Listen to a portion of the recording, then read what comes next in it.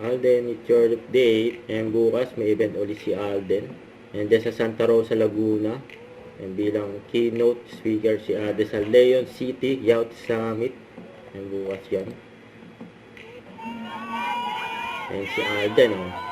And si Mercy na naman. And nakita na naman ni Ade si Mercy.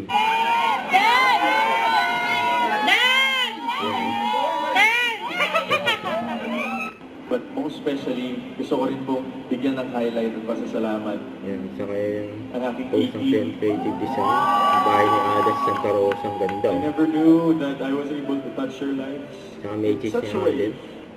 Yan sa concert. That's why I'm very grateful to you guys. Maraming salamat. You guys keep me going. At sa mga kababayan ko po dito sa Santa Rosa, maraming salamat.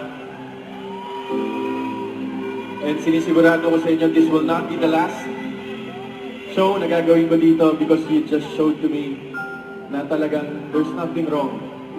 And there's always something about looking back at pagbabalik sa pinanggalingan ng mga kagaya ko.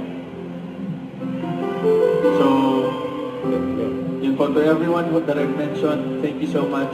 But more than anything, I think it's the Lord that I should thank. Lord, maraming salamat po.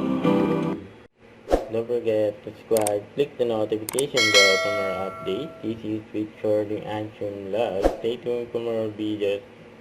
See ya.